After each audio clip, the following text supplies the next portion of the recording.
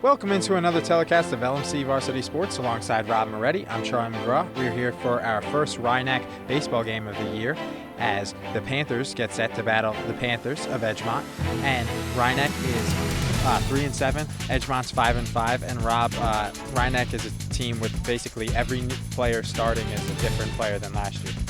The one holdover, I think, semi is Chris Colangelo, who saw some action last year, especially. I think remember when Ryan Aquino hurt his foot.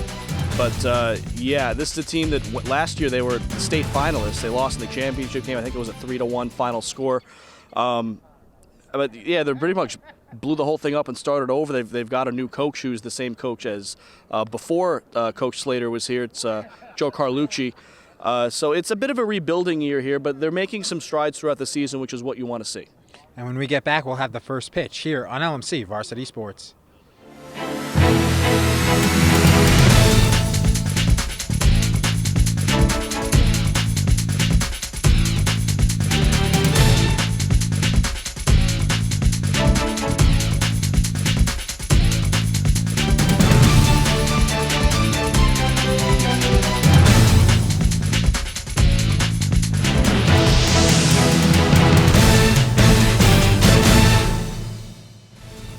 Back here on LMC Varsity Sports alongside Rob Moretti, I'm Charlie McGraw. Pitching for the Panthers will be Christian Cefaloni, and Christian Weber will lead off for Edgemont playing short. Nick Langiuli will play right and bat second. Nick Petrelli will patrol center and bat third. Ahan Naik will DH and bat fourth. Dylan Harrigan bat fifth, playing third. Jake Smith plays first and bats seventh. Christian Saez actually is batting seventh. Smith is batting sixth. Shota Suzuki batting eighth, playing second. And David Garvenik playing left rounds out the order as the first pitch from Cefaloni is inside for a ball. Rob, keys to the game for Rhinebeck. Well, it keys to any baseball game. The pitching needs to be solid from Cefaloni. Go out there throwing strikes. Trust your fielders to make some plays. 2-0 quickly here on Christian Weber, shortstop, sophomore, and also listed as a pitcher. Cefaloni's 2-0 pitch will be a soft fastball that is in for a strike. That might have been an off-speed pitch, maybe a curveball. It didn't have any sharp break. Could have been a change. Looked like a changeup. That one was his fastball, and that's in for a strike. 2-2. So quickly back to even at 2-2 after falling behind 2-0. And the 2-2 offering will be ripped to left, and the left fielder for the Panthers is Corey Parker, and Rhinebeck has one out here as the first batter of the game is retired in Christian Weber. That's a good start for Cefaloni. First couple pitches out of the strike zone, still feeling his way into this game, comes back with a couple strikes, gets the fly ball to the outfield that Parker could handle. And that'll bring up the number 2 batter, Nick Langiuli, the right fielder, and he'll foul that one off out of play, short of the woods. That means they can get the ball back, Charlie. Much easier than having to go in and get it. It's a budget saver. That one's a strike as well from Cefaloni. Nice breaking ball there from Cefaloni. Langiuli had to jump out of the way, and it actually broke back over the inside corner.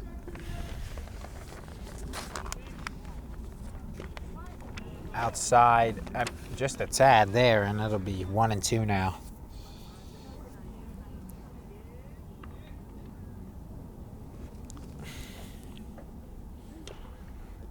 And that one will be fouled away by Langiuli.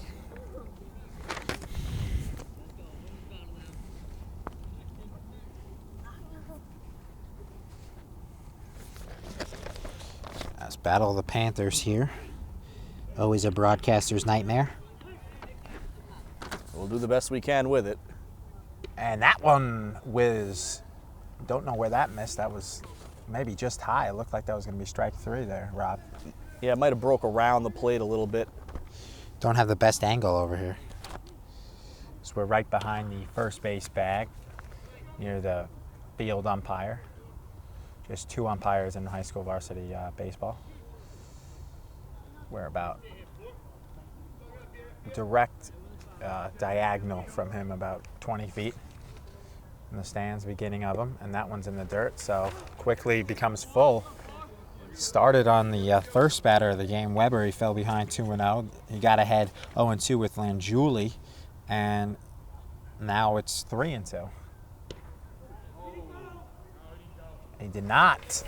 That'll be a ball, Langiuli, as he did not go, but it looked like it was right there. It's a great at bat there by Nick Langiuli, fouling off a couple pitches with 2 strikes, working that count. Cefaloni really at that point just had to tip his cap and move on to the next hitter. Now it's a double play situation. With Nick Petrelli up. And the pickoff move goes out of play right in front of us, and that'll be a dead ball. And he will get third. You get 2 bases if it goes out of play. That ball went right towards us. Score that one an E1 in your scorebook, because that throw from Cefaloni, I don't think Nishelski had a chance. So if that run scores, it'll be unearned. It may or may not. Depends on the situation.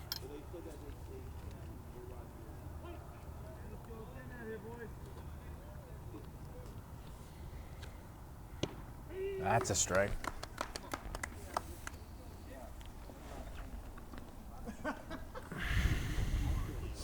Oh, and 1.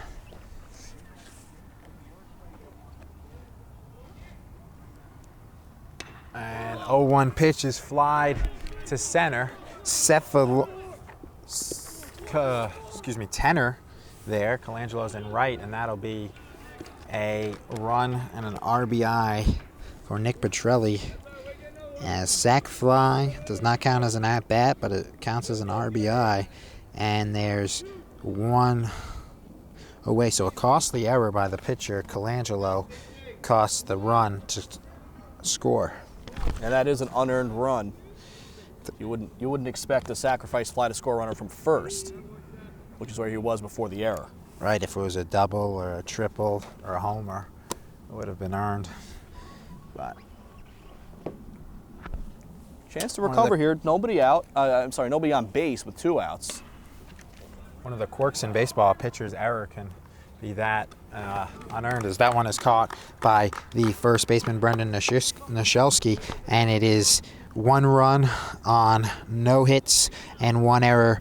And after a half inning, it is 1-0 Edgemont as the top of the order coming to bat for the Rye-Neck Panthers. Back here on LMC Varsity Sports, on the mound for the Edgemont Panthers is Ben Weiser. He'll face Rye-Neck's Corey Parker. Leading off playing left, Zach Tenor batting second, playing center, and the right fielder Colangelo will round out the outfielders for Rye-Neck, and he'll bat third. Connor Ligori will bat fourth and play third. Nishelski will play first and bat fifth. Weinstock will play short and bat sixth. Babikin will bat seventh and play second. Masili will catch, and his battery mate Christian Cefaloni will pitch and bat ninth. As Rob mentioned in the opening, Colangelo only returning player who got any playing time last year. And there were some of the other guys, a couple of the other guys may have gotten an at-bat here, an inning in the field here, and a blowout, but Colangelo, I remember specifically, started in the outfield in that regional final game when Ryan Aquino DH'd. So I know he's got 1 game of really big-time experience. Only returning players are Babikin, Colangelo, Nishelski, and Weinstock. They're all in the starting lineup. But as Rob mentioned, the playing time was very limited on that state runner-up team. Yes, so that game he didn't play the field. He didn't hit, though, even though he played the field, as there's a single by Corey Parker who recorded the first out of the game with a catch, and he'll be on first, and good to get your leadoff man on. Definitely. Now the playbook opens up for Ryan Parker, the leadoff man on. He can probably steal a bag. You can try to bunt him over, bunt and run, hit and run. So many options here for Coach Carlucci. Somebody's alarm from the surrounding houses is there will be a bunt, and the pitcher will just go to first, and a sack for Zach Tenner. 1-3, right back to the pitcher. Not necessarily where you want to bunt it, but it got the job done. And Weiser has a quick first out after giving up the hit to Parker. Weiser kind of herky-jerky slings the ball towards home plate. That can't be easy for the right-handed batters, which is, I think, most of, if not all, of Ryan Eck's lineup. Can't be easy on his arm either, Rob, because that's got to hurt your arm. Pitch like that. And that'll be a swing and a miss there by Ryan Eck's Colangelo. 0-2 now.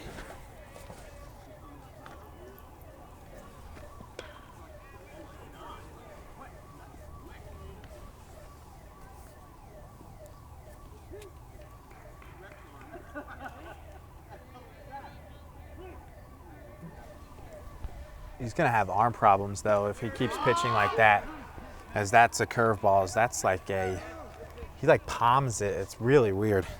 It's not good for your arm to pitch like that. Yeah, it's one thing if you're a relief pitcher, you come in with that kind of motion, throw an inning or two at a time, but in high school, there's not many relief specialists. Well, he pitches like one. He throws like a shot putter, but it's working. Oh, as he got rid of Colangelo, most experienced Rhineck player, looking, and throws a strike right by Ligori, as he had a look at it as well. He's throwing strikes. Maybe a funky motion, but he's got it down. Parker was able to solve it quickly with the base hit. The nice piece of contact. Good play to foul off that curve there by Ligori, and it remains 0-2. He's throwing a lot of strikes, though, Rob, as you just mentioned, and that's the key. I think Parker probably has a bit more of an open stance. If you open up your stance against a guy like this as a right-handed batter, that one's fouled off as well. If you open up your stance as a right-handed batter against a pitcher like that, you're able to see the ball a little bit longer, and that'll help you get the bat head on the ball.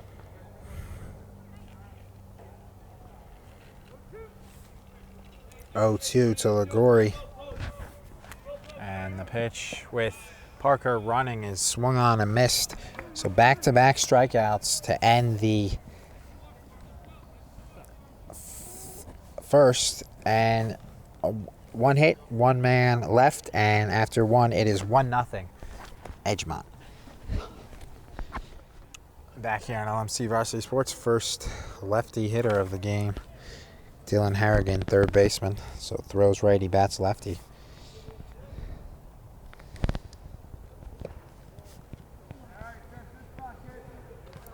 That was a ball from Cefaloni. 5-6-7 for the Edgemont Panthers. Harrigan, Smith, as that one's taken for strike one. Smith and Saez.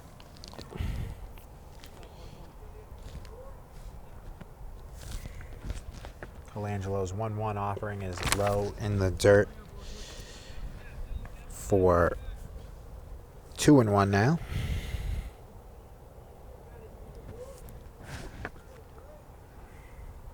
Completely different motions of pitchers, though, Rob, today. Cefaloni much more conventional of a motion that you'd expect to see from a pitcher.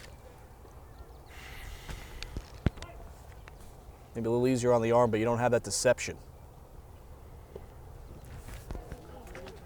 Edgemont still, they didn't get a hit, even though they got a run. So there's a walk to Landruli, and the sack, and then the error, and then the sack. That one was a ball, last pitch. And another one, 2 walks already. And Rob said walks will kill you, and 2 already in the first 5 batters of the game. Not good for Colangelo. Cefaloni, excuse me. Especially the walks of the leadoff variety. It's so easy for the run to come around. I think even in Major League Baseball, a leadoff walk comes around to score something like 80% of the time. As Rhinebeck bench shifts their outfield for the 6-hitter. And that one will be short and off the base by Anthony Maselli as a stolen base there for Dylan Harrigan on that ball. Harrigan got a good jump there too, and Maselli didn't have a great pitch to throw on. You put those two factors together, and that's how you get a stolen base. Cefaloni, not the hardest thrower, Rob. Well, no, he's not going to light up the gun, but at the same time, it's more about pitch location, and it takes more of a factor is whether the catcher has to reach for the ball before he's able to throw it.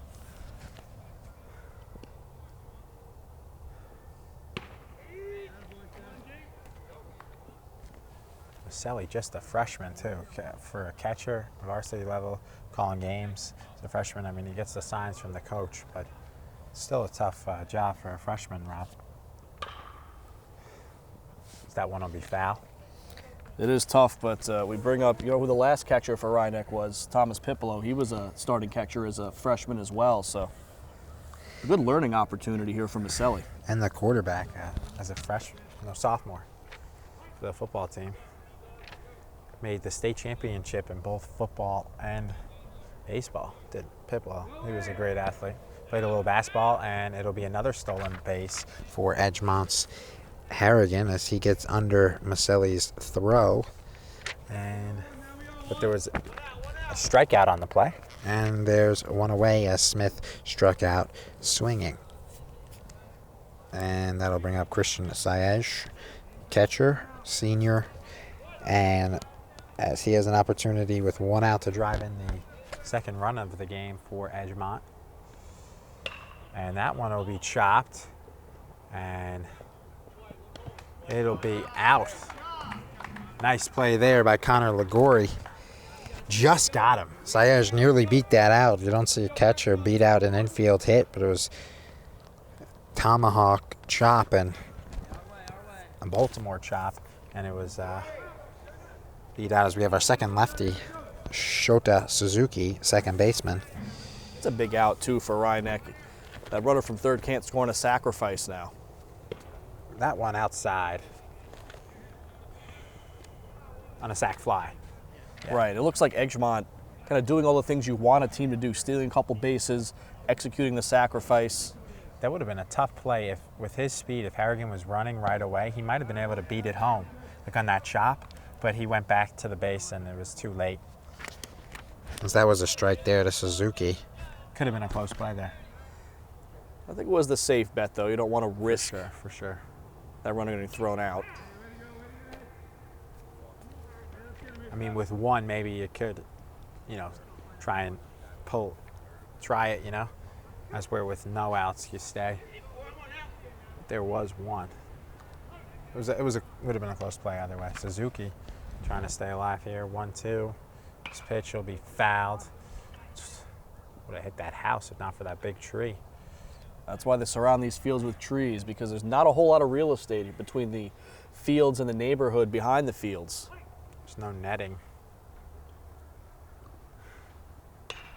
That one will be a hit. Great piece of hitting by Suzuki. And it'll be knocked down in left by Parker.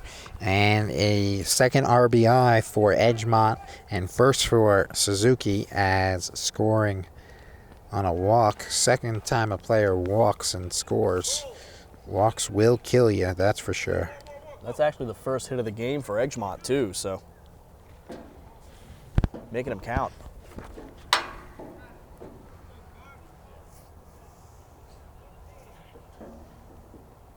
We'll see if they continue to run here on Maselli, as that one is fouled and caught.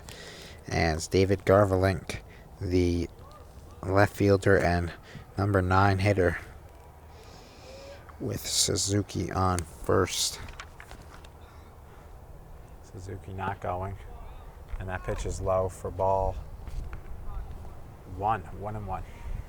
Just missed with that pitch. Top of the second. 2-0 Edgemont in the Battle of the Panthers. Suzuki steals, and Maselli's throw is over the head of the second baseman Babikin, and Weinstock backing it up. And the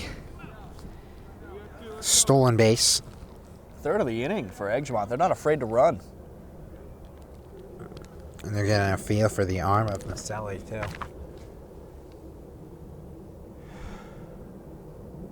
And that one will be grounded to third. Ligori comes up with it. He'll fire it to first, and that'll end the inning. 1 run on 1 hit and 1 left on base. Back here on LMC Varsity Sports, bottom of the second. I'm Troy McGraw alongside Rob Moretti, and Rhinex first lefty hitter Brandon Shelsky has a ground ball fielded easily by Suzuki and one away quickly for the Edgemont Panthers. I like the approach there by Nishelski. Weiser's been throwing strikes. He's been around the strike zone, so why not try to take that first pitch and kind of catch them sleeping? Just didn't happen to work out. Nearly found a hole, but Suzuki was able to gobble it up for the first out, as that'll bring up Ben Weinstock. And swung on and missed for strike 1. The shortstop Weinstock will be followed by Babikin, the second baseman. And that one will be grounded to short, and that'll be thrown by Christian Weber, and there is quickly 2 away. So a ground out by the first baseman Nishelski to second, and then the shortstop Weinstock grounds out to short, and could have below a 10-pitch inning here for Weiser. Well, boy, this will be pitch number 4. I'm sorry. Now 5 will be coming, as that was a 3-pitch at bat after a 1-pitch at bat to Nishelski. Shot put fastball by Weiser as Babikin takes a strike. You can see Babakian try to be patient here because the first 2 hitters went down so quickly.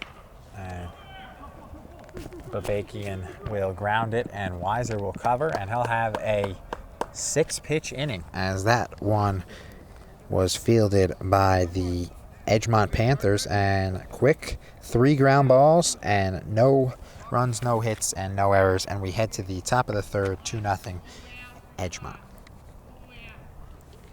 Rob Moretti here with Charlie McGraw. Top of the third inning, Edgemont Panthers leading Rhinex 2-0, and top of the order coming up for Edgemont, it's the shortstop Christian Weber against Christian Cefaloni. He takes a first pitch strike at the knees.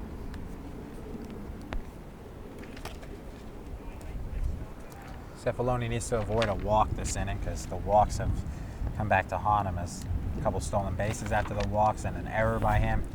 And the 2 guys he walked have scored.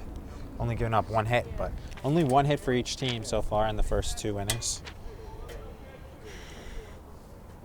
1-1 pitch. Just a bit low, 2-1, and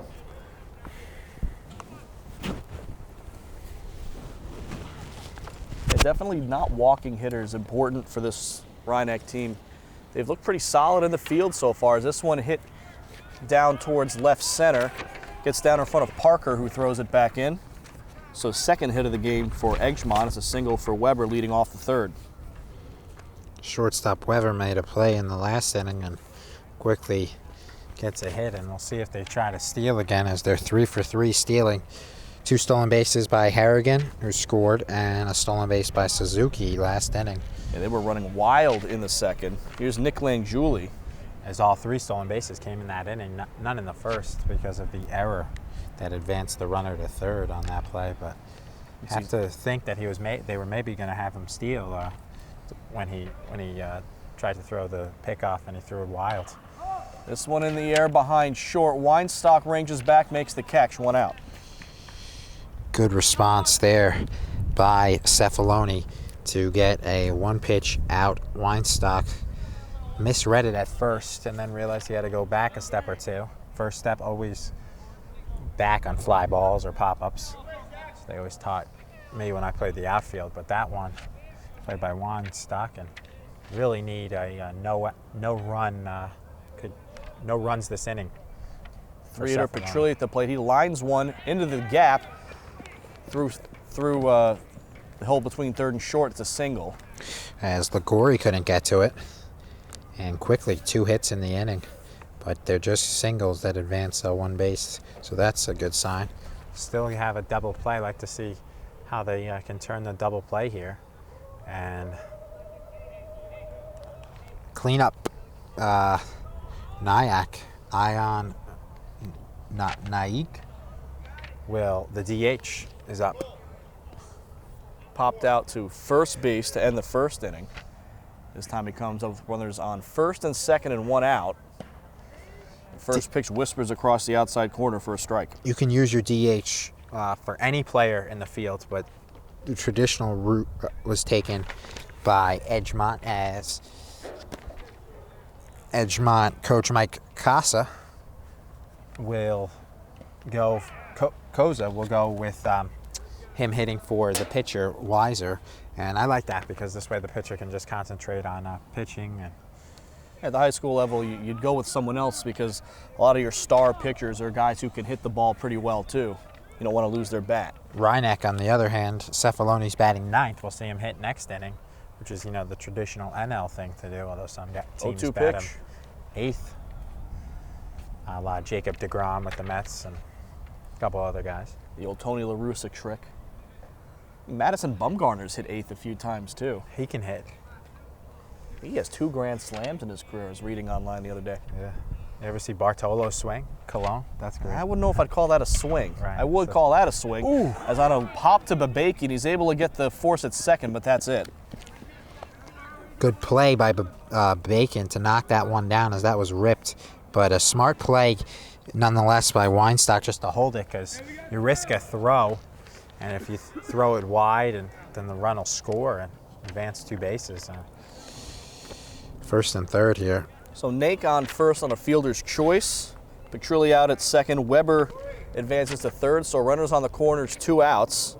And Dylan Harrigan up for what will be his first at bat. He walked his first time up.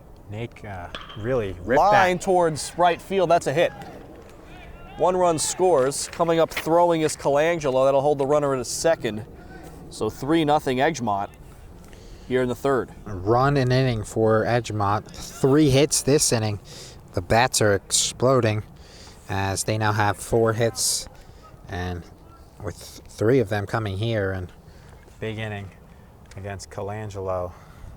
And Reineck will have to respond with a run next in the bottom half. And Colangelo can help himself as he'll be due up second.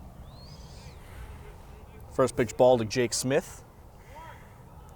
As we mentioned, very young team for Reineck.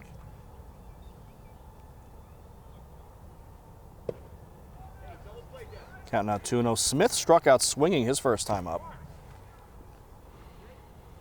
Only strikeout for Cefaloni. Only one that he got. This one on the ground towards third. Ligori will throw to first. Took him off the bag, but good enough. So just 1 run that inning for Edgemont. They've been averaging exactly 1 an inning. They lead 3-0 after 2.5 here at Reineck. 8-9-1 due up for Reineck here in the third. Anthony Maselli, the freshman catcher for the Reineck Panthers, will dig in for his first at bat against Ben Weiser.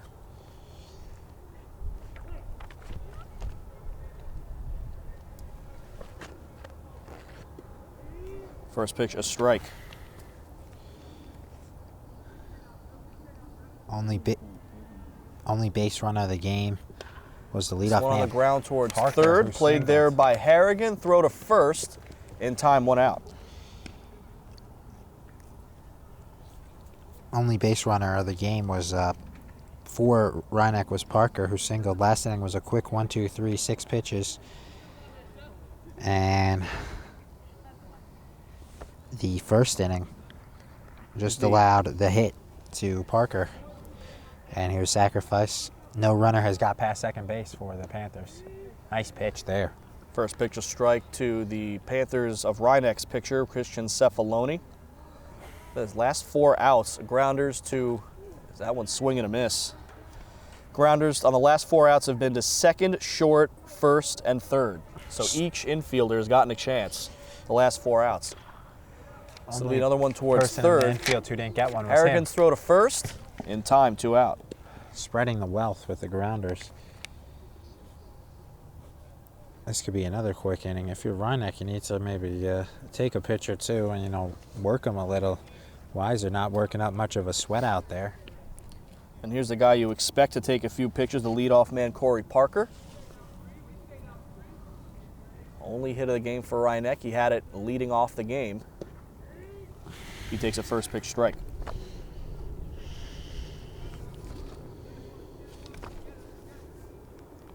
Working quickly, breaking ball missed, 1-1. Despite his herky-jerk movement, he's definitely a, he works quickly, does Weiser, and he gets one strikes. Lined up the middle, and Parker's 2 for 2. Now let's see if they can produce this into a run, as Tanner will get to swing the bat, as he won't be sacrificing like he did in his first at-bat. Maybe Parker, we could see if he can test the arm of Sayaj, because nobody's run on him yet. Might as Leadoff well man. take a chance, right? 2 outs, try to get him in scoring position. Down 3, yeah. So Tanner to the plate. Telling him to have a bigger lead is Coach Carlucci. 1-0 count now on Tanner. And they'll check on Parker. Back in plenty of time. He just flung that one over there at first. Well, he flings it every time he throws it, so no surprise there. But it actually helps, like on that play. This one on the ground towards third, doesn't get through. Nice play by the shortstop. Out at first. What a throw by Weber and a nice pick by Smith.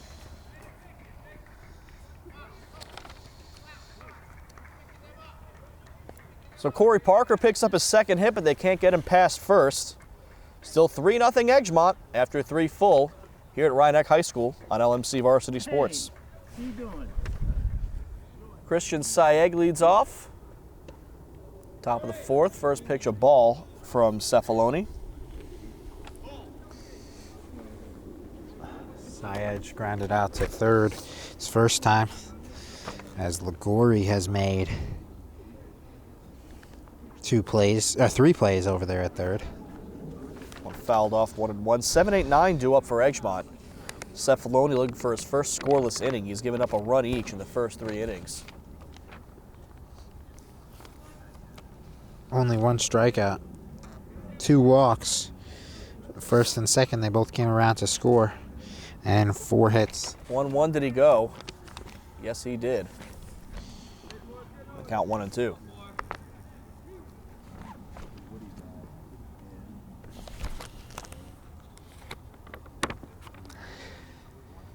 One-two pitch in the dirt, 2-2. On deck, Shota Suzuki had a RBI single on stole a base as the 8-hitter, so if Sayaj gets on, good chance to move him over with a hit or a sacrifice. Suzuki had a good at-bat last time. That's going to popped up out of play. Or no, it's in play. Wow. Michalski made the catch. That I think it was going out of play. I think a gust of wind came and blew it back in. And give Michalski credit, stayed with the play and able to get the first out of the inning. Yeah, he was able to stay with it, and it really shows you how deceiving our angle is, though. That I agree with Rob. That looked like it was going way out of play. We might as well be calling this game with our eyes closed. Lefty Suzuki. This one fouled off to the left side. Count 0-1. No one was getting that. Michalski talks to the umpire about it. Icavelli directing, assistant coach Brian Icavelli, also co-coach of the men's soccer team, directing the outfield here. Count 1-1. That soccer team, what a season they had. Section champs. Semifinals, or regional final? I think They regional final they went down. In overtime, or they lost by a goal So I think So on the the ground, eventual, right back to Cephaloni. That'll be 2 out. the eventual state champs, I think, Rob. Well, if you're going to go down to the best. A lot of Rhinebeck teams have been doing that. Obviously, if you go to the state finals, you lost to the best. It's the Journal News beat writer, also who does baseball. Vince Mercoliano also covers boys soccer. So a little connection there between the soccer and the baseball. And Takano Nishimura, who is one of the key forwards for the team, is a reserve for this team. His first year on varsity. Got 1-0. Cephaloni looking for his first 1-2-3 inning. This is the 9-hitter David Garvelink. Grounded out to third in his first at bat. Holding the bright orange Easton bat.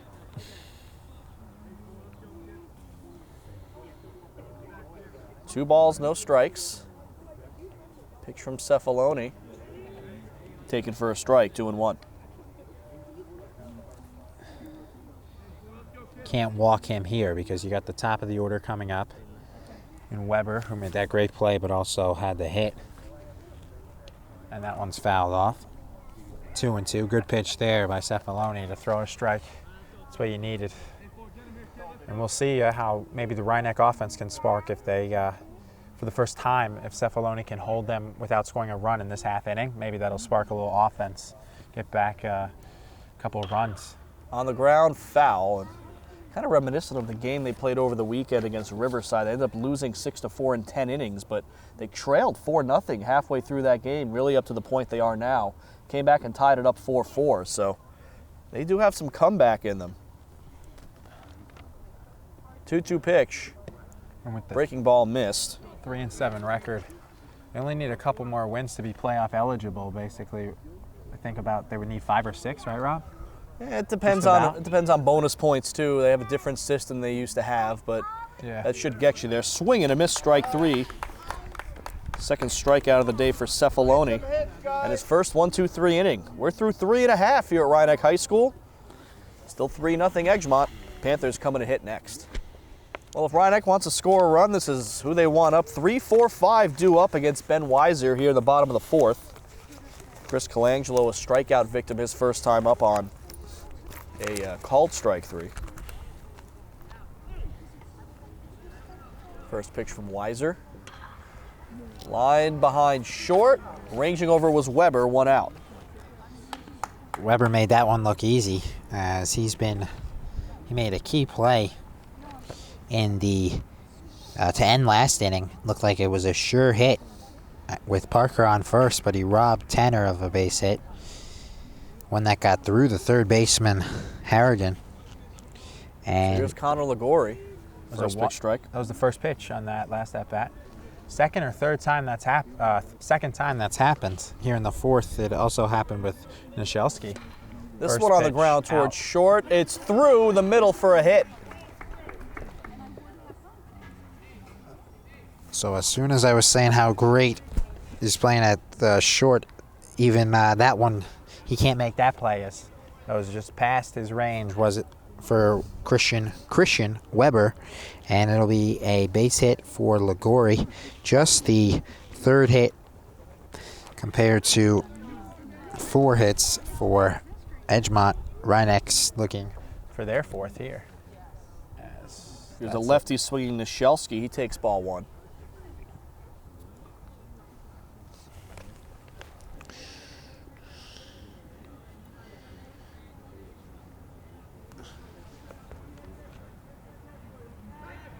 Check back to first on Ligori. He's back in plenty of time.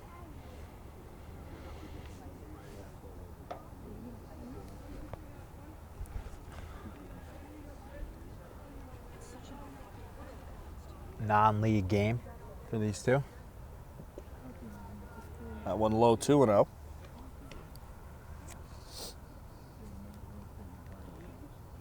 As the softball team is playing, Rhinebeck softball team is playing a game simultaneously. This one line towards short. Weber has it, flips to second for 1, on to first, and that is an inning-ending double play.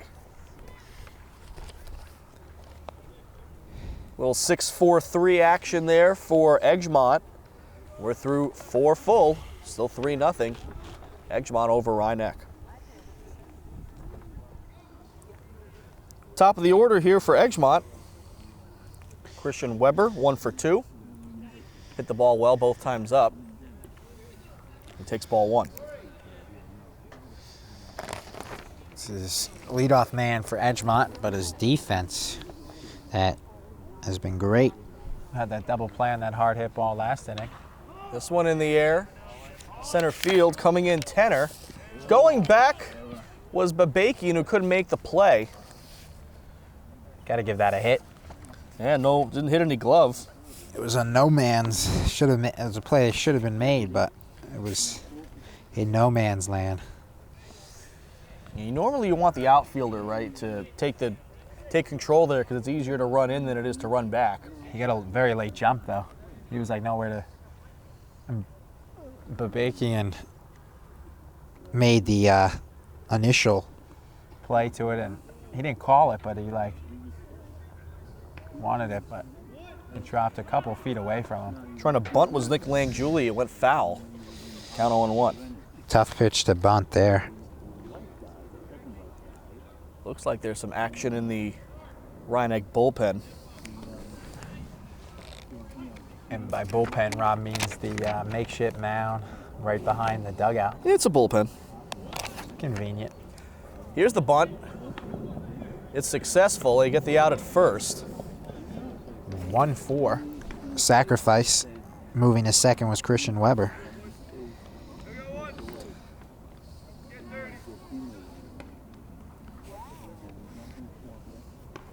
So runner on second with 1 out. I think that's John Paul warming up for the Panthers of Rhinebeck. Big lefty.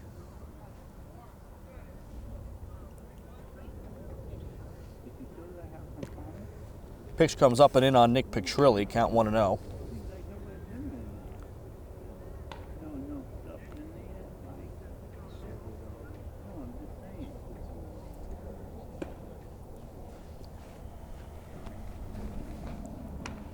Count. They're going to take a look at the runner at second, no throw. Babakin and Weinstock were nowhere near the base.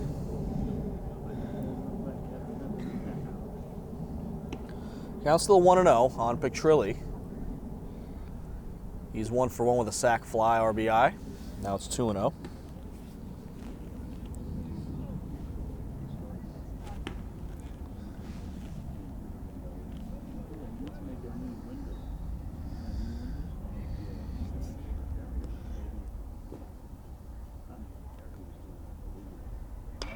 Two-0 pitch hit in the air to left. Parker puts it away for out number 2. Almost had it perfectly lined up, but he had to move a little at the last second, but was able to make the easy catch for out number 2.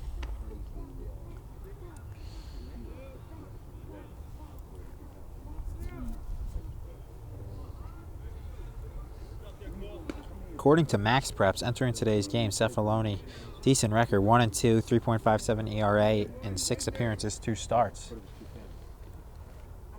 Here's Nake, the DH. He swings and misses on a pitch in the dirt. Count 0-1. He's 0 for 2.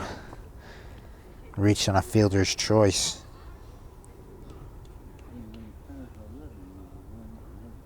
Hit the last one hard on that fielder's choice, but Rhinebeck was able to get the force at second. Yeah, that was the one that Babakian had to knock down at second.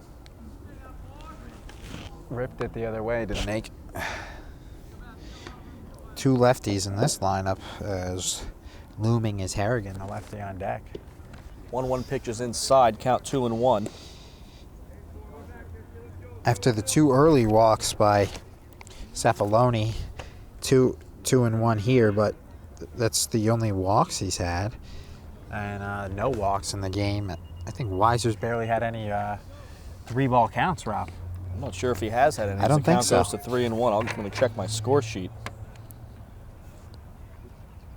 1? He's only had 1 2-ball count. Really?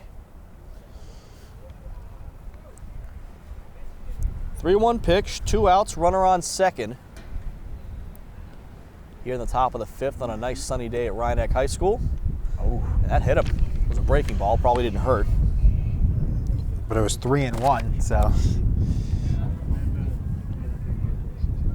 The first hit batter of the day for either team. And it looks like Coach Carlucci is going to go out and have a chat with Cefaloni, see if it's just a chat or if he takes the ball. Looks like just a chat. I don't think Paul is quite ready out there. Just a chat. Maybe stall and get a little. Have a lefty here, so it'd be, if Paul was ready, it would be good for him. Carlucci looking at the pitch counter. This is huge, though, Rob. You can't 3-0. The way they're struggling to get hits against Weiser, you can't allow another run here and go down 4 or 5-0. That could be lights out for Rhinebeck. They gotta hold them here, Rob. Here's Dylan Harrigan. He takes a first pitch strike. Harrigan, 1 for 1, walk and a run scored, also has an RBI. So he's filled just about everything in the stat column today.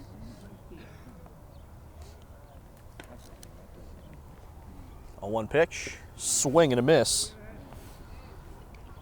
Cefaloni trying to get out of the jam. He's a strike away from doing so.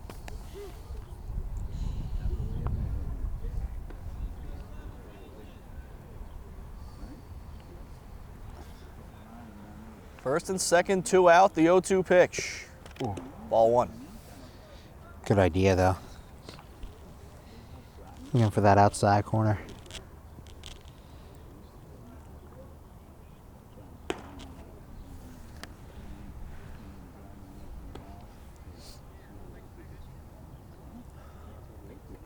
One-two pitch hit towards right field. That's through for a hit. Colangelo comes up throwing. Throw is cut off. Run scores. 4-0 Edgemont. Colangelo could have threw it himself to home. A very good throw would have had him.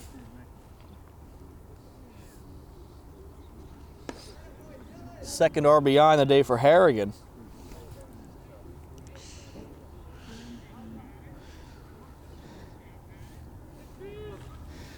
Here's Jake Smith. Runners on the corners now with 2 out.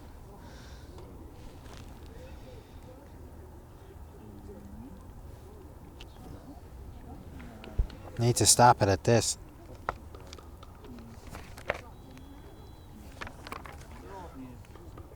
Runner goes from first. Ball hit in the air to center. Tenor ranging in. And that's a 3rd out.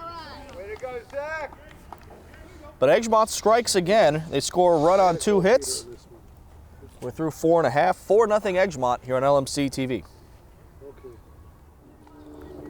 6, 7, 8 in the Panther order due up. Rhinebeck Panthers. Rhinebeck Panther order, as that was ball 1 to Ben Weinstock. Told you we did the best we could. Wasn't good enough. It's like Peter Gallagher now getting loose in the Rhinebeck bullpen, as that's ball 2.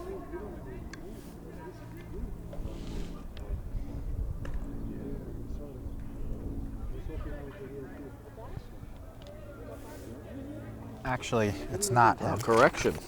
It is. That's Frank Caparelli. Wasn't. It's This not one John hit in the Paul. air towards right center.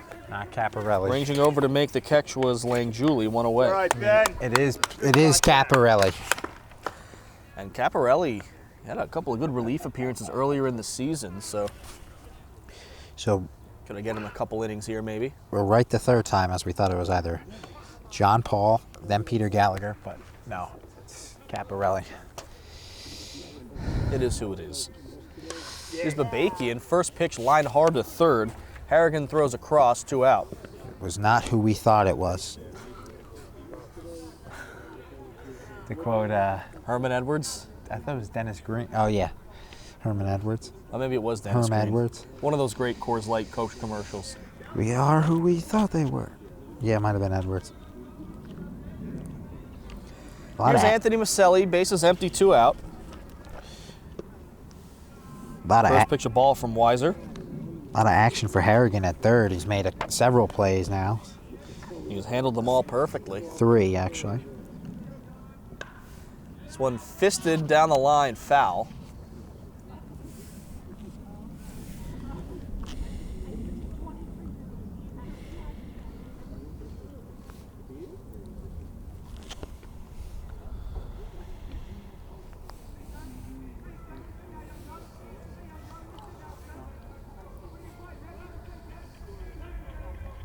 Maselli, 1-1 pitch. Freshman, as we mentioned earlier. Count 2-1. A number of freshmen in this lineup. Ligori is a freshman, and Maselli and Ligori, the two freshmen, both in the starting lineup. 2-1 pitch, foul tip.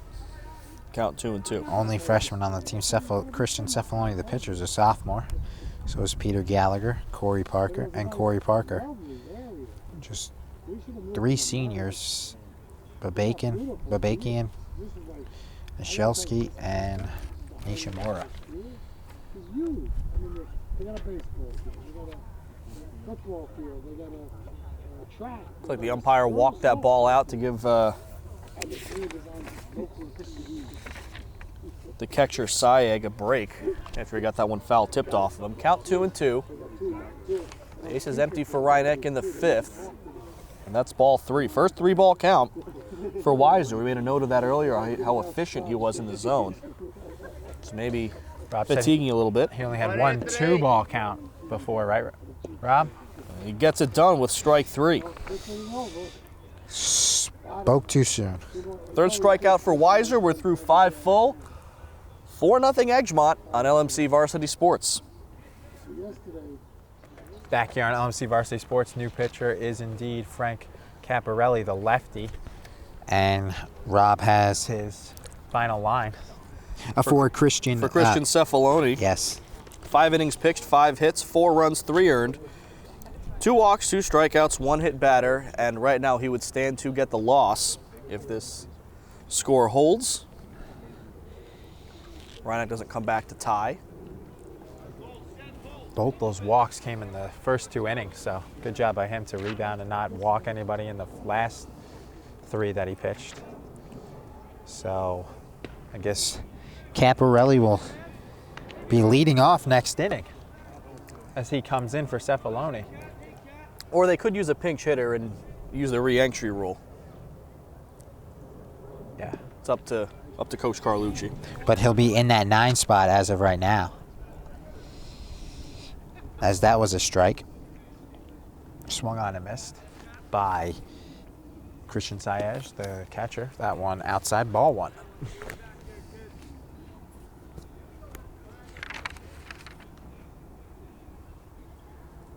Caparelli, a junior, first year on the team. Big lefty, about 6'2", 6'3" by my estimation, and that one will get through past a diving Babakian.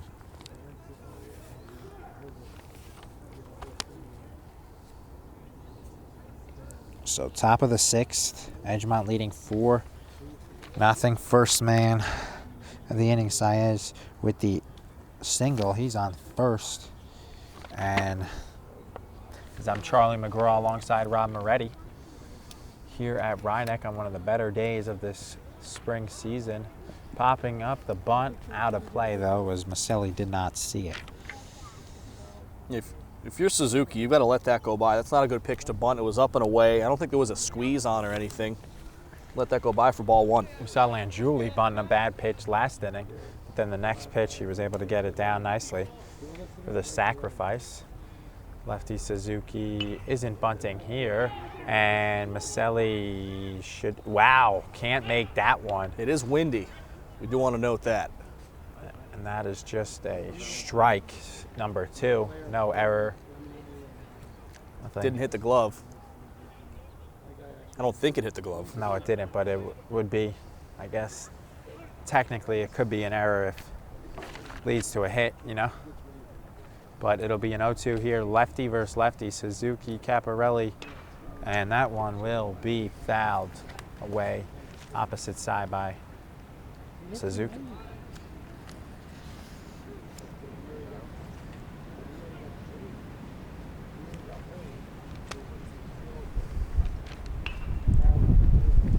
That one will go over the head of Weinstock, the shortstop, and heading to second will be Sayers. Second hit of the game for Suzuki. Also has a stolen base and an RBI, so from the 8-hole being very productive. This is the second baseman, Shota Suzuki. Not the start Caparelli wanted to get off to. First 2 batters reach on singles.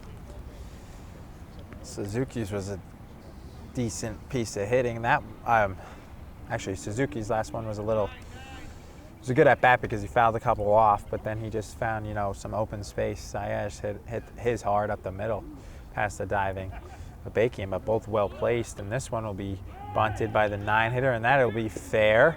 And Maselli with the throw to first, scooped up by Babakian, who was covering, and it's a sack that moves over the runner to second and third, as Saez is on third, Suzuki on second, and retired just is Garvelink after a nice bunt. And Maselli, but it was a great play by Babakian to get the out, as that bases would have been loaded if he couldn't scoop that up, and he looked like a first baseman on that play, Rob. And Maselli kind of triple clutched when he got the ball. He didn't know where to throw it, and finally settled on first and didn't let off his best throw. But yeah, Babakian, a great play to make it work. Nearly slipped out of his hand, like the play that slipped out of the first baseman, Nashelski's hand earlier in the game on the relay. That one is a strike, a ball. Ball one to the top of the order, and Weber. Ball two. Christian.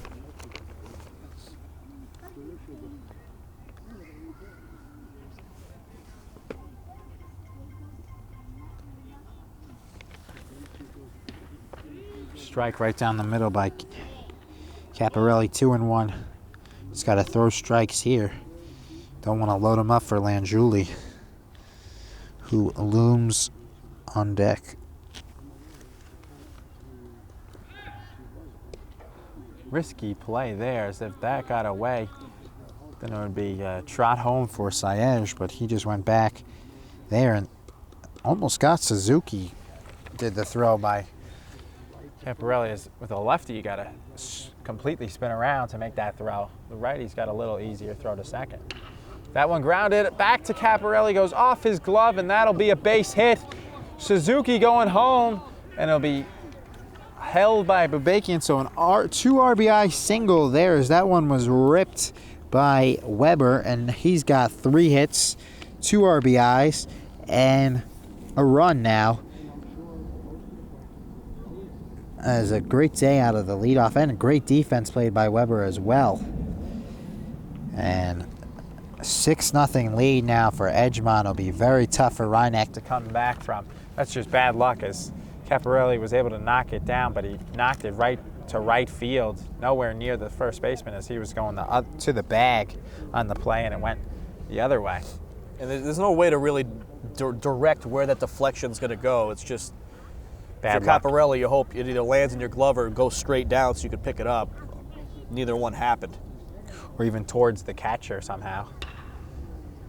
As that's to the shortstop, Weinstock to the second baseman, and they'll get it before it goes to the white line, as it'll stop, so that'll be a fielder's choice, as Babakian threw it low and it couldn't be scooped up by Nashelski, but that'll be a fielder's choice for Langiuli. 2 away now, and on first will be Langiuli.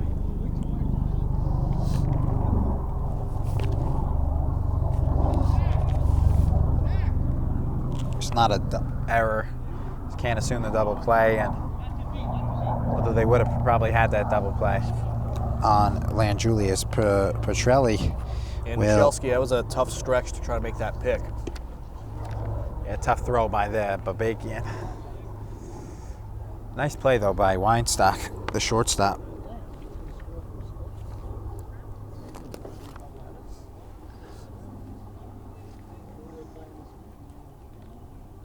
As stealing will the bag easily as the throw hops, and backed up by Weinstock. As stolen base there for Langiuli. Maselli probably should have just held on to that one. He wasn't going to get Langiuli after double clutched a little. But if that gets by Weinstock, it's an error on Maselli. Just one error in the game by the starting pitcher, Christian Cephaloni, as that one's a ball. It's a pretty clean game so far. Yeah, and Reinach, even last year, the last few years, and especially this year, under Coach Carlucci. They always preach fundamentals, and in the field they have been fundamentally strong.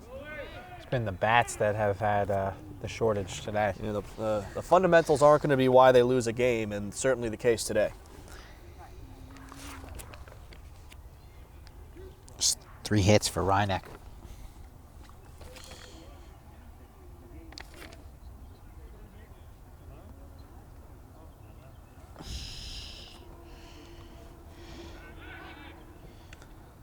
The pickoff attempt is not in time.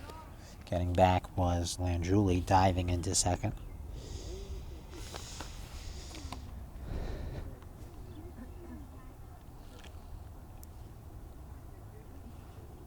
Most certainly Ben Weiser will be coming out for the 6th and 7th. So his pitch count's got to be low, and a called strike 3. First strikeout for Caparelli in the inning. Reineck gives up, Caparelli gives up 2 runs on 2 hits and no errors, and 1 man left. At the end of 5 1/2, it is 6-0 Edgemont. Back here on LMC Varsity Sports, as bottom of the 6th inning, stepping in will be Frank Caparelli for his first at bat as he came in to pitch. So they will leave him in, Robin. Is that one 2 balls to him?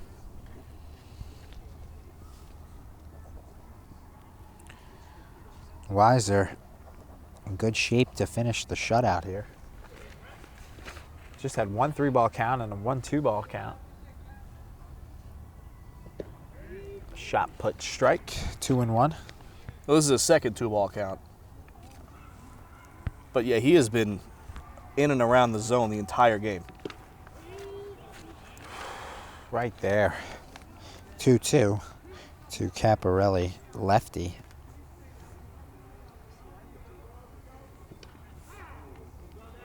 Fouls that one. Remains 2-2. That was actually the first multi-run inning for Edgemont, as they got 1 in the first, 1 in the second, 1 in the third and 5th, and then in the 6th they got 2. And that one will be popped up. Infielders all merging, but the shortstop and captain of the infields makes the play as Christian Weber's defense once again, and he made the play as the pitcher and the third baseman converged on it, but Weber called everyone off, and there will be 1 away. 5 outs from a shutout is Weiser.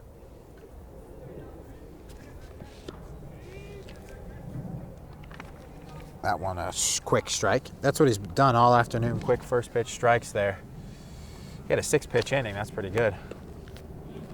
His pitch count's got to be at between 60 and 70, I would say. Yeah, the 6-pitch inning, yet another inning that I think was also 6 pitches because of that double play, so efficiency. I'll have to change his speed there on Parker, way out in front. Parker, the one guy who's really consistently looked good against Weiser. 2 for 2 so far. 2 singles. That one's high, though.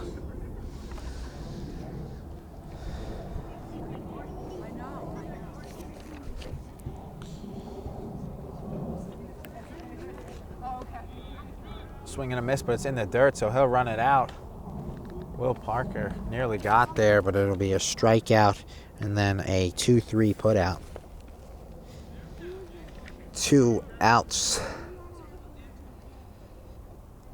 So that one was in the dirt, so Parker was able to run. Tenor 0 for 1 with a sac fly. When your leadoff and 2 hitters are getting their third at bat in the bottom of the 6th, that's not a good sign. Tenor with the ball, that'll be foul. Yeah, Reineck just 3 hits on the day, 2 of them from Parker, and yeah, it's hard to win games when no one's been on base, really. Weiser hasn't walked anyone, so hasn't done them any favors.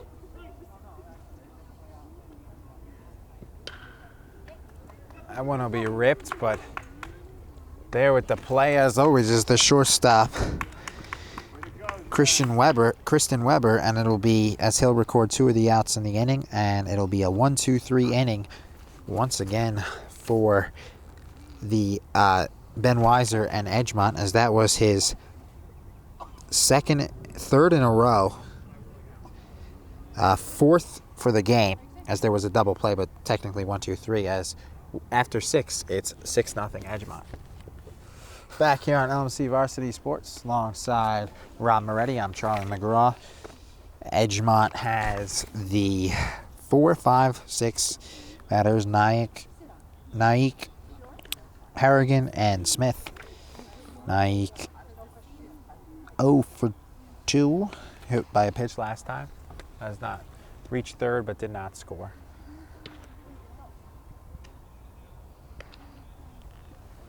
That one's a ball. By Caparelli. Gave up 2 earned runs last inning in his first inning of the game. Naik grounds to short, and that'll be a E6. You know, Weinstock there had it in the glove. It kind of popped out. Then he tried to barehand it and pick it up and lost the grip. That's an E6.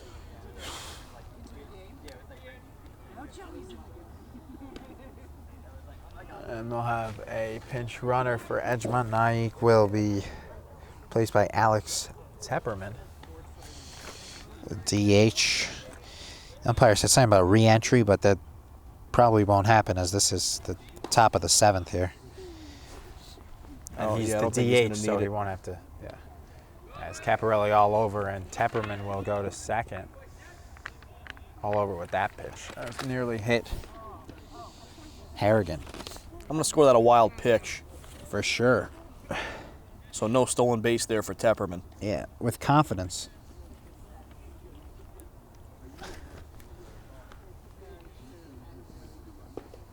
Another off. Bad pitch there by Caparelli, but that one will be snagged by Maselli. Got a righty throwing in the bullpen for Reinach. That might be Peter Gallagher. Yes, that is Peter Gallagher. He played soccer. He's pretty good, too. He was like a forward on the soccer team. In case Caparelli runs into more trouble, Gallagher, just to get him out of the 7th here. And Caparelli trying to pick him off. Relatively close play, but in there safely. Pinch runner does not want to get picked off. Remember the Yankees had that guy when they won the World Series, Freddie Guzman? They called him up to be a pinch runner. He got picked off second base twice. Yeah, when was that? 2009. They won the World Series? Yeah, this was in the regular season. He was a September call-up. Yeah, but he was on the playoff roster. Right? He would have been if he wasn't getting picked off. But then they found somebody to do that role as a pinch runner. I think Gardner? No, Gardner was. I think they might have carried Guzman. They just never felt comfortable enough to use So him. he got a ring? Yeah. Doesn't take much to get a ring sometimes. Yeah, if you play one game, right? Because that one's a walk for Harrigan. So there was another wild pitch on the before. And that allowed Tepperman to go to third. Tepperman.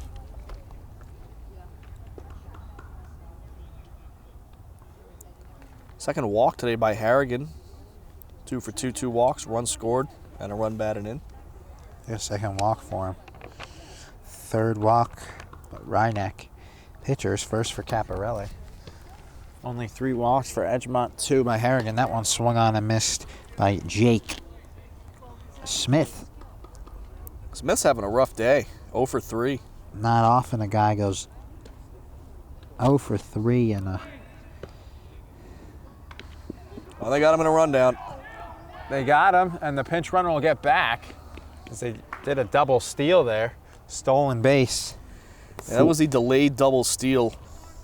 Harrigan took off, and then when it looked like the throw was going down, Tepperman took off for the plate. But give Reinach credit. They knew what to do there. That's what you're supposed to do. You fire the ball right back to the pitcher so it looks like you're throwing down to second. Then he's able to get the guy in the rundown. They nearly got him, but Tepperman, the pinch runner, was able to get back. Smith, 2 times Tepperman nearly. That would have been a caught stealing.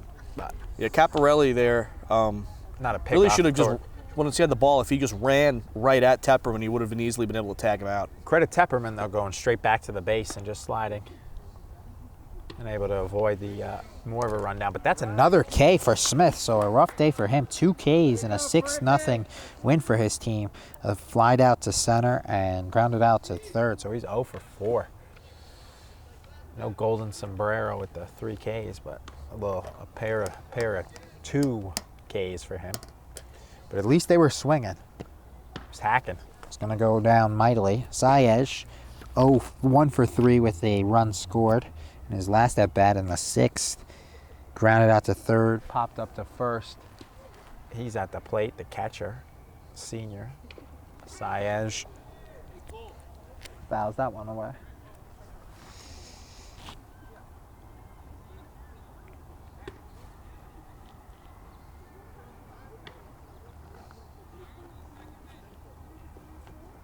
Edgemont has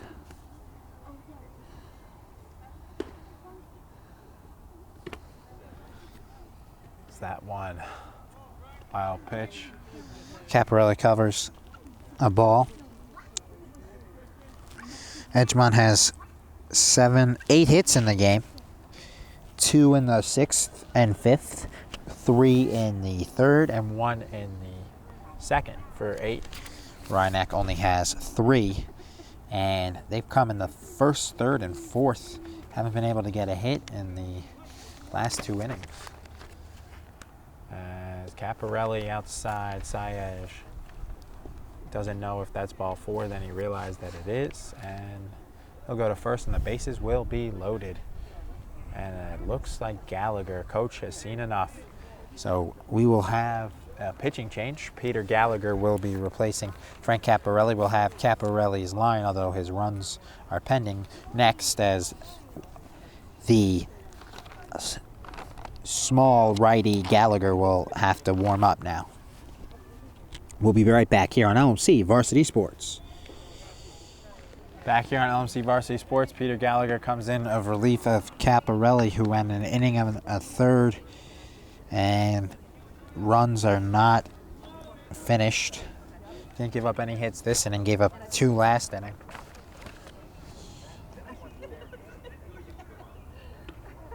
Struck out 1.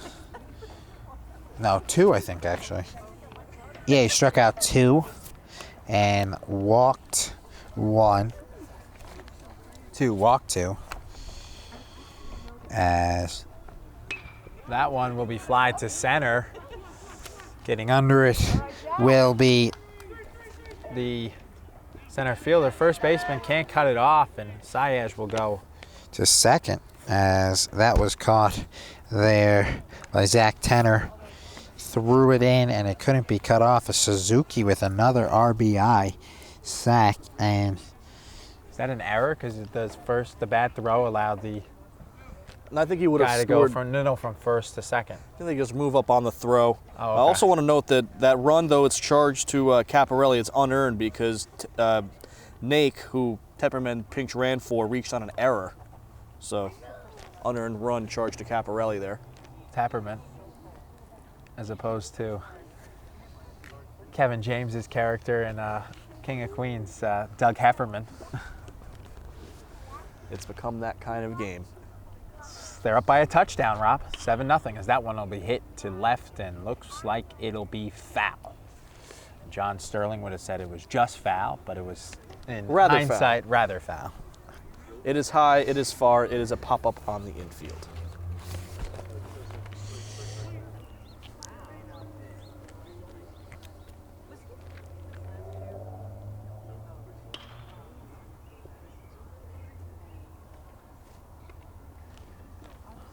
That one's fouled as well.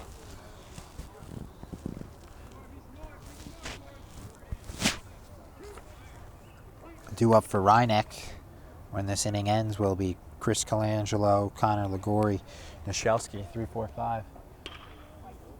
Fouled once again. 9-hitter. Fouling off a lot of pitches here. David Garvelink. He's been out in front, too. They've all been to the left side. Grounded out to sacrifice. Yeah, sack last inning.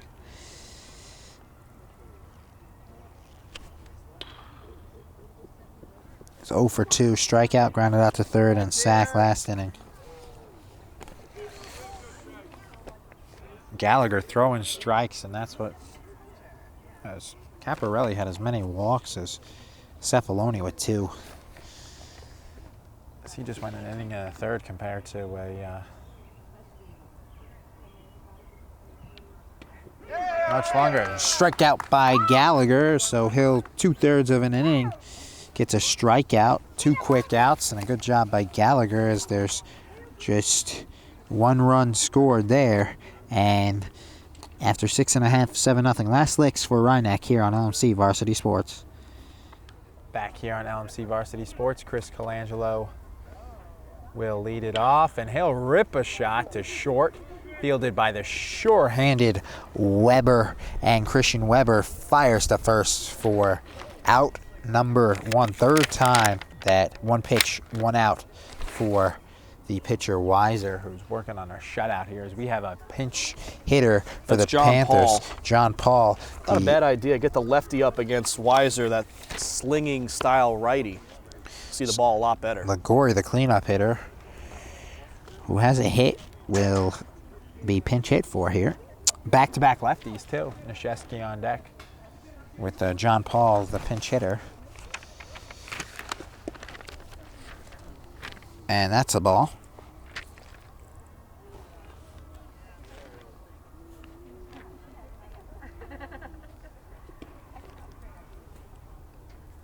So Ligori went 1 for 2, strikeout and a single. Lefty Paul.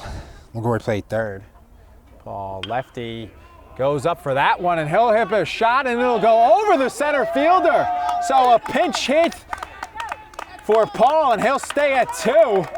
And best hit of the game comes off the bench on a ball that was high. John Paul rips it anyway, and it's a double, and Rhineck can break out the shutout with a base hit by Brendan Nashinsky if he can bring home Paul. That was not a strike, Rob. That was a high pitch. It's funny, too. Lefties usually think they have that low uppercut swing. They like the ball down, but not John Paul. That was definitely a high pitch, too. Well, he could see it well. That's for sure. Tall, yeah. But also, yeah, the lefties have the advantage against this pitcher. They face him again, definitely Paul. The lefties should all be in the lineup because of his weird motion, you know. I don't think they have Edgemont on the schedule again. It is a non-league game, so they don't play the home and home. If they're playing a tournament, sometimes they might, but yeah. It's possible. I don't think so. And then, but the lefties have the advantage with the Palmer, you know. This Palmer. Not Jim Palmer, the Palm pitcher. Although with ballers, lefties... Nobody has an advantage against Jim Palmer. Well, yeah, in his prime. But the lefties, with the knuckleballer, they don't have the advantages. Sometimes you see switch hitters come up righty, you know? Nashelsky will pop up to third baseman and Dylan Harrigan, and that'll be out number 2. So Ben Weinstock flew out to right, grounded out to short, and his first at-bat will come up here in the bottom of the 7th. Scoreboard says 6th, but it is the 7th. And they're paying attention to that softball game over there. I think it's a 1-0 lead for Ardsley in the bottom of the 7th there. So Ardsley beat Mamaroneck last week. LMC did that game. Ardsley and Rhineck both ranked in New York State in Class B, top 20. I think Ardsley was just a few slots ahead of Rhineck in the last rankings. Diana King, the star pitcher, 2 quick strikes. She's the star pitcher for Rhineck. It did 1 game of that. Oh, they beat Hastings rather handedly, right? Have That's one correct. coming up against Mamaroneck this weekend, and that's a low strike framed by Sayej, but he can't get the call, and it'll be 1-2 to Weinstock, looking to drive in the first run of the game with John Paul, the pinch hitter, on second. Just the 4th hit of the game for Rhineck, and that'll be a fly ball to the left fielder, and it'll be retired by David Garvlick. So Weinstock will be retired as he'll fly out to left, and that'll end the game as Edgemont will win, and it'll be a shutout for the pitcher, Ben Weiser. And he was definitely wisest on the mound today, as he pitched very well, Rob. Dominant, all around the zone, the complete game shutout. Only 4 hits, 4 strikeouts, no walks. Did everything you want your starting pitcher to do, Charlie. And when we get back, post-game interview and analysis here on LMC Varsity Sports. Back here on the post-game show with head coach Joe Carlucci. And Coach, it's been 8 years since you last coached here at Rhinebeck. What it's like to be back here coaching, head coach again? I never actually wanted to leave here. I thought I was going to pursue administration, and so I took a couple of years off, realized that wasn't the direction I wanted to go. And then I wound up coaching at KO for 5 years, and then when the opportunity came to come back, I had to take it. This is where I want to be. And the team's in a bit of a transition phase, as last year they had the runner-up in the semifinals, but lost all the starters to that team. Tell me what it's been like, you returning, and then a very young team you have. It hasn't been easy. There's a lot of teaching and a lot of growing pains, no doubt, but the kids have been great. They're working hard, and they're trying to get better every day. And there's going to be a day, hopefully it happens towards the end of this year, where it's going to all click in and we'll be a whole lot better. And what do you see the keys are for the rest of the season to get it to all click together? We have to throw strikes and catch the ball. That's been the theme from day one. As you can see from today's game, we didn't do that too well. So if we can start doing that, we'll be a whole lot more competitive. Back here on the post-game show in Rob 7-0. It was a great pitching performance by Ben Weiser from Edgemont. Rhinebeck had a couple good hits, a nice last pinch hit by John Paul. Very young team, as Coach Carlucci said. They've had their struggles, but they're 3-8. Edgemont is now 6-5. Rhinebeck not as bad as it could be with the transition year. And yeah, and it looks like they're close as far as being a winning team again, and they've had a lot of youth, and they need experience, and that's what they're getting this year, is experience at the varsity level. You look at the boys lacrosse team as an example. They're in their second year as a varsity program, so obviously a lot of inexperience there, and they've just turned something around from a 1-15 year to, I think right now they're 10-3. I don't know if they had another game since the last one we covered, but if they come and get the experience, the bats are going to come around. The more reps you get in the field, the more sure-handed you're going to be. The pitchers are going to get more mature, stronger. You're going to be able to throw more strikes. It'll all come together in time. I don't know if they're ever going to be, a state finalist team again. It's hard to be that good. Obviously, that's a goal of theirs down the line. But they're going to be a good team, I think, in the near future. Yeah, solid start by Cephaloni on the mound as well, and Gallagher looked good in relief, so that's a couple good things. And the lefty, Caparelli, also could be a little fine-tuned and do well too, so that's good to see. Absolutely, and it's young pitching, so they're going to go in there. They have strong arms, they have good stuff, and they're going to get stronger. They're going to be, as I said, they're going to be able to throw more strikes. That's really the key. Is just like Coach said, if they throw strikes and they catch the ball, they're going to play good baseball, and I don't think they're that far away. So that'll wrap it up for us. Final score was 7-0, Edgemont over Rhinebeck. A lot of people to thank for today's telecast, including the Executive Director, Eric Lewis, Associate Director, Matt Sullivan. Community Sports Producer is the man to my right, Mr. Rob Moretti. For our cameramen, Stefan Aloisa, Matt Meyerson, and Josh Policano. Once again, for Rob Moretti, I'm Charlie McGraw, saying thanks so much for watching, and have a great evening.